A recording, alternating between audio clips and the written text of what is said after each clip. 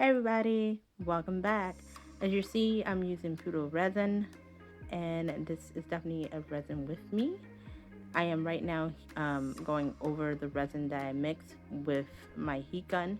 It's very highly recommended to do this once you mix it, and again after you pour. This powder is actually from Sophie and Toffee's last June box, and I actually wound up pouring all the powder in. That little bit is not what happened. I actually ended adding more because I wanted the sparkle to really shine through. Because it reminds me of a galaxy, and what I'm making is for someone who wants Sapphire galaxy look. So this is also from Sophie and Toffee. I don't remember which box I got it from, but let me know if it gives you a weird smell as it does for me. Once again, these powders is another one that's from Sophie and Toffee's last June box. As I'm mixing it, she wanted a sapphire color, and it came out more like a baby brighter blue. And I'm kind of happy because of what's about to happen. And it's the sad part, guys. So I poured some separate and mixed it with the white powder, and because she wanted the moon to be clear and kind of whitish, which you saw me mix earlier. And now we're gonna start pouring in the blue. Now if you do get this mold, make sure that you take your time with the pours. If you want to do interchangeable colors, you can do, as you can see, you can pour your resin into each little slot. I'm speeding up the time so that you can see it quicker, but I definitely took my time with this. Unfortunately, because of how the resin was mixed, this actually turns out horrible, and I had to throw the whole thing away. It hurt my soul. It was sticky on very top layer. I tried to fix it, but the moon never, ever, ever, ever, ever cured the way it was supposed to. So, unfortunately, even though I'm showing you how this is normally done, the end result was pretty bad. And I always have extra resin whenever I do stuff. So I decided to try out Sophie and Toffee's lotus flower. And I wanted to try applying with the little duster makeup brush. I recommend using a regular paintbrush, especially if you want to get into the insides of the flower itself. I like it, and I love the mold and how it turns out, but I don't recommend it for actual candle holder use as they're saying it is. And once again, I still had extra resin. I can't help myself. So I used their Sophie and Toffee's Worry Stone mold to fill up the rest with the extra resin I had. I love this mold. Everything pops out so easily, and it's such a smooth top. I do recommend that you, if you can, it's normally $10 on Amazon, a beveler gun, like how you would bevel down your nails. It gives you the little tip so that you can pretty much buff the ends and bottoms of these, because they're kind of rough sometimes, and soften them up so that they're not hurting anyone's fingers on the back. But they feel so good between your thumb.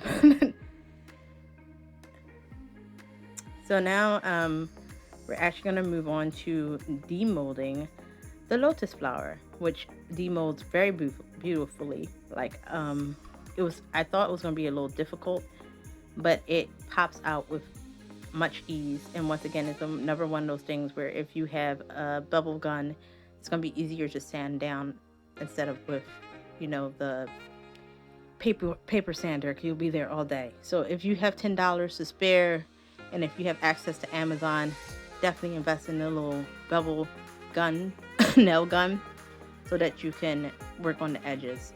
And this one, as you can see, is really sharp around some of the edges, so I actually wound up beveling that down. And look at that, so perfect in inside, but it's not wide enough, folks, for a candlelight. So you're gonna see what I'm gonna do with it later. I beveled it down, as you can see, much better on the bottom now. And it was, I had to bevel some of the edges of the flower down as well. We are now officially onto the crown. I redid the crown, like I said. I redid the powder.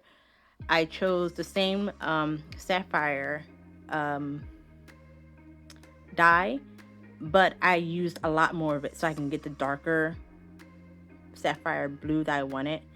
And I used a white iridescent powder from Sophie and Toffee to make the moon. And as you can see, this is a very time consuming thing. It always takes me 8 to 9 minutes to demold this.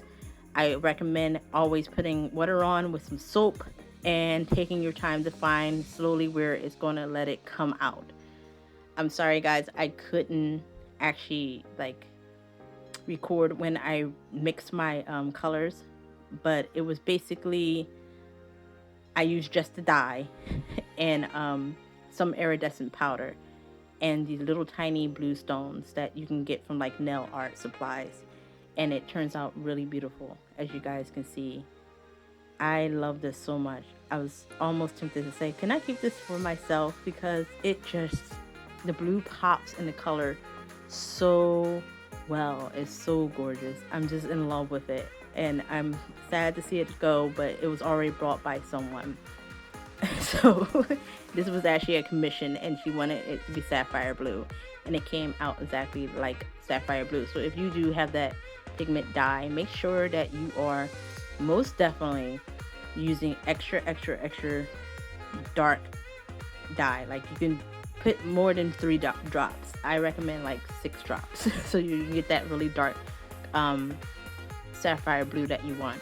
And I had extras, so I of course had some bead molds that I have, and I wanted to give the person who brought the crown a bracelet.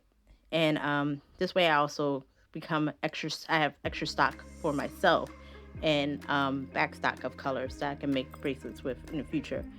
So you actually see some blue ones that I made from the last crown that went sideways on me.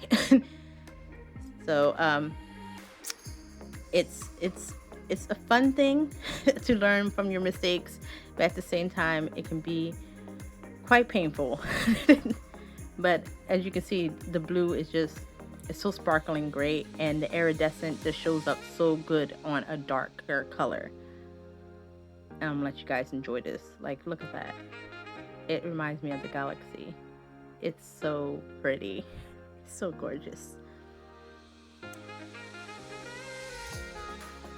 Alright, back to our lotus flower. I decided that I was going to drill holes with a hand drill in some of the little pockets, because an incense burner makes more sense. Ta-da! I hope you guys enjoyed this video, and let me know if you want to see more of me working with the beads and with the crowns. You will see more videos in the future. I really appreciate anyone who stopped to watch, chill, even to ask questions on the bottom if you want to, or just comment. I really liked how this turned out, regardless of having to redo the crown again. But look at that blue, it's gorgeous. Thanks for watching, guys.